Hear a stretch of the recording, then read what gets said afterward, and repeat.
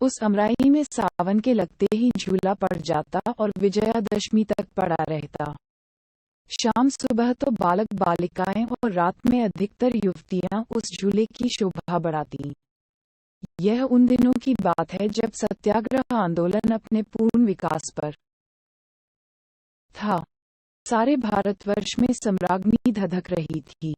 दमन का चक्र अपने पूर्ण वेग से चल रहा था। अखबारों में लाठीचार्ज, गोलीकांड, गिरफ्तारी और सजा की धूम के अतिरिक्त और कुछ रहता ही न था। इस गांव में भी सरकार के दमन का चक्र चल चुका था। कांग्रेस के सभापति और मंत्री पकड़कर जेल में बंद कर दिए गए थे। इस दिन राखी थी। बहनें अपने भाइयों को सदा इस अमराई में ही राखी बांधा करती थीं। यहाँ सब लोग एकत्रित होकर त्योहार मनाया करते थे। बहनें भाइयों को पहले कुछ खिलाती, माला पहनाती, हाथ में नारियल देती और तिलक लगाकर हाथ में राखी बांधते हुए कहती, भाई इस राखी की लाज रखना, लड़ाई के मैदान में कभी पीठ न दिखाना। एक तरफ तो राखी का चित्ताकर्षक दृश्य था, दूसरी ओर छोटे छोटे बच्चे और बच्चियां झूले पर झूल रहे थे। इनके सुकुमार हृदयों में भी देश प्रेम के नन्हे नन्हे पौधे प्रस्फुटित हो रहे थे। बहादुरी के साथ देश के हित के लिए फांसी से लटक जाने में वे भी शायद गौरव समझते थे। पहले तो लड़कियां कजली गा रही थी। एकाएक एक छोटा बालक गा उठा, झंडा ऊंचा रहे हमारा।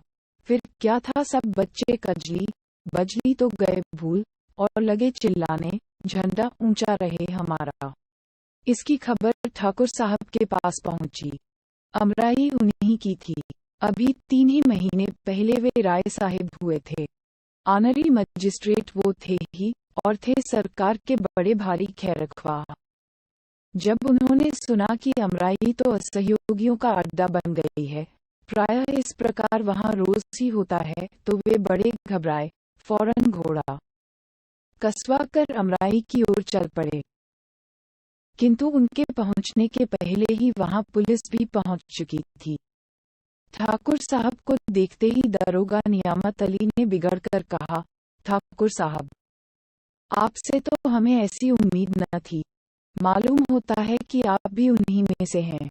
ये सब आपकी ही तबीयत से हो रहा है, लेकिन इससे अमन में खलल पड़ने का खतरा है। आप 5 मिनट के अंदर ही यह सब मजमा यहाँ से हटवा दीजिए, वरना हमें मजबूर होकर लाठियां चलवानी पड़ेगी। ठाकुर साहब ने नम्रता से कहा, दरोगा जी जरा सब्र रखिए, मैं अभी यहाँ से सबको हटवाए देता हूँ। आपको लाठियां चलवाने की नौबत ही क्यों आएगी। नियामत अली का पारा 110 पर तो था ही, बोले, फिर भी मैं आपको पहले से आगाह कर देना चाहता हूँ कि ज्यादा से ज्यादा 10 मिनट लगे, नहीं तो मुझे मजबूरन लाठियां चलवानी ही पड़ेगी। ठाकुर साहब ने घोड़े से उतरकर अमराई में पैर रखा ही था कि उनका 7 साल का नाती विजय हाथ में लकड़ी की तलवार लिए हुए आकर सामने खड़ा हो गया। ठाकुर साहब को संबोधन करके बोला, दादा देखो, मेरे पास भी तलवार है, मैं भी बहादुर बनूंगा।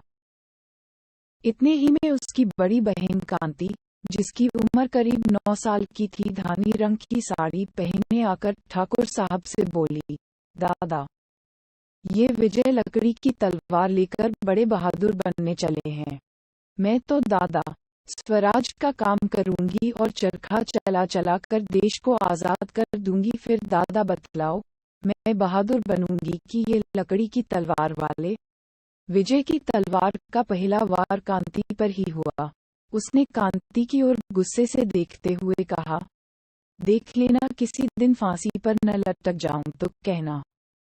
लकड़ी की तलवार है तो क्या हुआ, मारा कि नहीं तुम्हें। बच्चों की इन बातों में ठाकुर साहब क्षण भर के लिए अपने आप को भूल से गए। उधर 10 मिनट से 11 होते ही दरोगा नियामत अली ने अपने जवानों को लाठियां चलाने का हुक्म दे ही तो दिया। देखते ही देखते अमराई में लाठियां बरसने लगी। आज अमराई में ठाकुर साहब के भी घर की स्त्रियां और बच्चे थे और गांव के भी प्रायः सभी घरों की स्त्रियां, बच्चे और युवक त्योहार मनाने आए थे। उनकी थालियां राखी, नारियल, केशर, रोली, चंदन और फूल मालाओं से सजी हुई रखी थीं। किंतु कुछ ही देर बाद जिन थालियों में रोली और चंदन था, खून से भर गईं।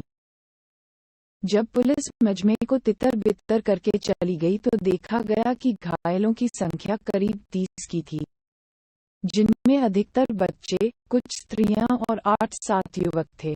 विजय को सबसे ज्यादा चोट आई थी। चोट तो कांति को भी थी, किंतु विजय से कम। ठाकुर साहब का तो परिवार का परिवार ही घायल था। घायलों को उनके घरों में पहुंचाया गया और अमराई में पुलिस का पहरा बैठ गया। विजय की चोट गहरी थी, दशा बिगड़ती जा रही थी। जिस समय वह अपने जीवन की अंतिम घड़ियां गिन रहा था, उसी समय कोर्ट से ठाकुर साहब के लिए सम्मन आया। उन्हें कोर्ट में ये पूछने के लिए बुलाया गया था कि उनका आम का बगीचा असहयोगियों का अड्डा कैसे और किसके हुक्म से बनाया गया। ठाकुर साहब भी ऑनरी मजिस्ट्रेटी का इस्तीफा, राय साहिबी का त्याग पत्र जेब में लिए हुए कोर्ट पहुंचे। उनका बयान इस प्रकार था। मेरा बगीचा असहयोगियों का अड्डा कभी नहीं रहा है, क्योंकि मैं अभी तक सरकार का बड़ा भारी खैर ख्वाह रहा हूँ। मुझे सरकार की नीति पर विश्वास था और अपने घर में बैठा हुआ मैं अखबारी दुनिया का विश्वास कम करता था। मुझे यकीन ही न आता था कि न्याय की आड़ में सरकार निरीह बालक, स्त्रियों और पुरुषों पर कैसे लाठियां चलवा सकती है। परंतु आज तो सारा भेद मेरी आंखों के ही आगे विशेले अक्षरों में लिखा गया है। मेरा तो यह विश्वास हो गया है कि इस शासन विधान में, जो प्रजा के हितकर नहीं है, अवश्य परिवर्तन होना चाहिए। हर एक हिंदुस्तानी का धर्म है कि वह शासन सुधार के काम में पूरा सहयोग दे। मैं भी अपना धर्म पालन करने के लिए विवश हूँ और यह मेरी राय साहिबी और ऑनरी मजिस्ट्रेटी का त्याग पत्र है। ठाकुर साहब तुरंत कोर्ट से बाहर हो गए।